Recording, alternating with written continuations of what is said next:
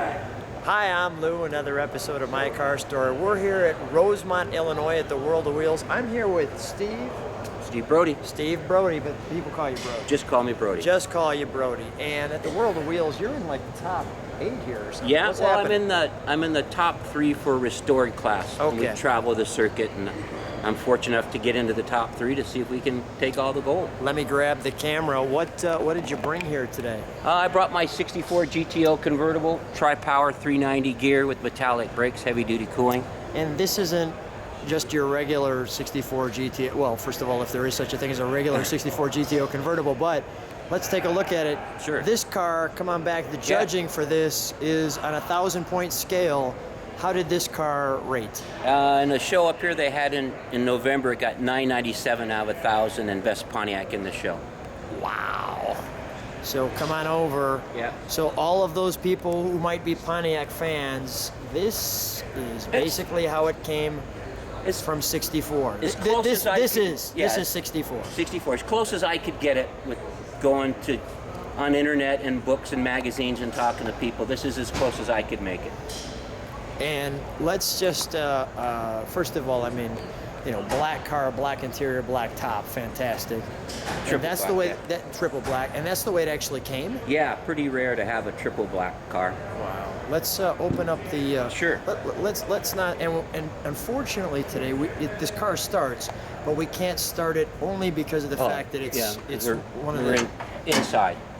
And they get all bumpy yeah, about they're that. getting a little bumpy, but let's take a look at this slowly because we have every tag correct.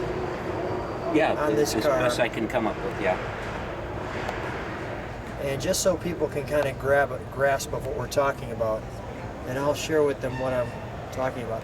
Okay. So we've got like this green tag. Yeah, they all the little clips were green oxide for these, and then a lot of the firewall clips up there in the back are all silver cad, the light silver cad as well. So everything that was supposed to be silver cad, I cad plated. I didn't paint anything. It's all original colors. Even this little tag here. Little is red supposed to be dot there. signifies that somebody checked the belts and this was tight when it went down line. Tell me about the... This is an early 64, built before, it's built December 63, and up until January they ran this dual pulley setup. Then after January they went to a single pulley setup. So this was a hard item to find for the car because they only made it for a couple months. We've got the marking on the carburetors. Yeah, carburetor marking so the guys on the line could just say, oh yeah, this is they needed a 478 for the front carburetor, and then the back cover's a 476. And they were just written on the carburetor so they could pick them out of the line. And all the okay. Yeah, okay Pontiac stamp just means it. There's okay with that. Tell me about this. Even this here. This was a vacuum tank with this long hose because in '64, all GTOs came from the factory with vacuum tri-power linkage. So this is the way they came. And then later on, you could get an... Even the purple paint. Well, the people dot, yeah, somebody says, yeah, the can's there, the wire's hooked up. Yeah. Then later on, you could get mechanical linkage to go with it later. Unbelievable, Brody. Yeah, I mean, just a lot of work. Even the markings. The 261 signifies the best I can come up with. On the tag here, 8261. So what they would have done is 261 there. They put a 261 here so they get the right color hood, you know, because everything comes apart. The fenders are marked 261 in there. The spare tire's got a 261 on it. So the rims are painted black, so you wouldn't have gotten a gray rim or a yellow rim or pretty standard stuff. Usually I wouldn't look in the trunk. Let's look in the trunk. Yeah. Let's see if I can find the keys. That'll be the big point.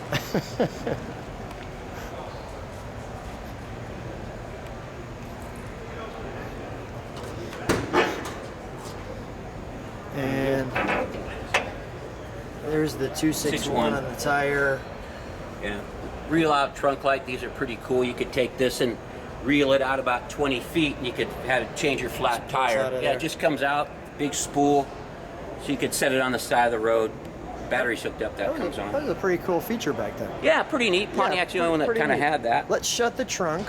Okay. Now that we've seen a perfect trunk on a GTO.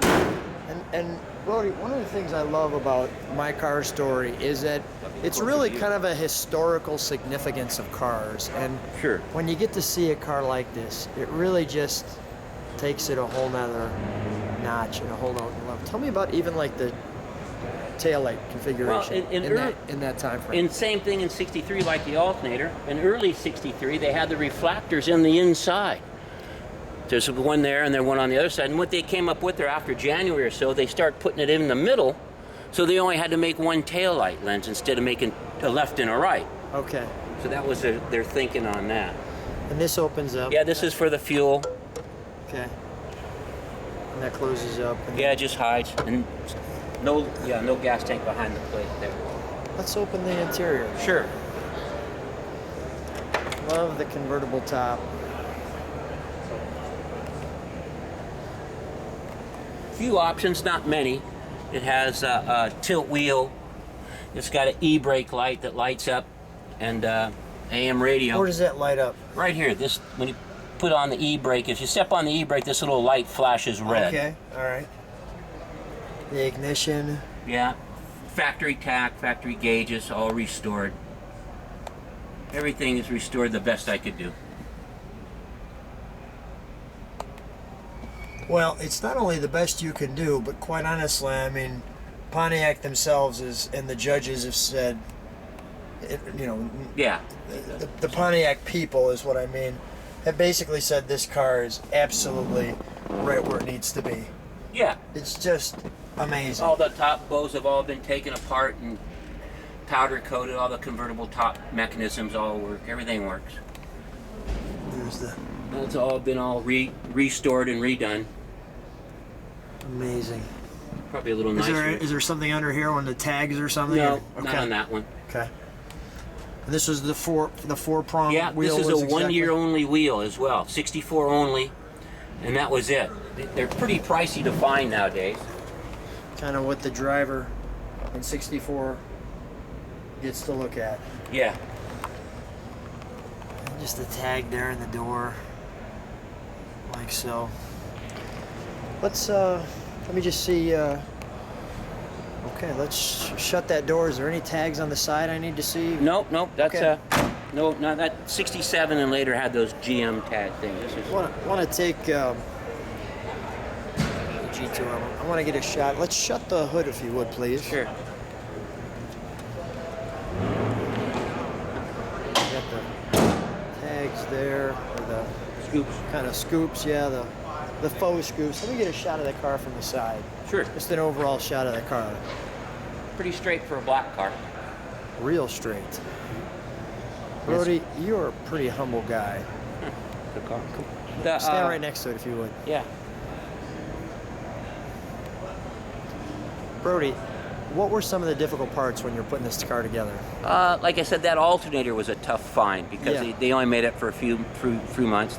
The tail light lenses, and then a lot of the other stuff is, if you search hard enough, you can find it. Yeah. I was fortunate enough to find NOS grills and NOS tail light bezels, and then we had those stripped and replated and repolished and re-chromed. So all that stuff, you know, the chrome plater just told me, he says, well, you know, just because it's NOS doesn't mean. I said, yeah, I know, it's just a good core. Just go ahead and have at it. There you go. So. Well, Brody, what an amazing car. Congratulations on bringing this car to this level. Thanks for being on My Car Story, and thanks for showing us such a great piece of history. I appreciate it. Thanks for having me on. You're welcome.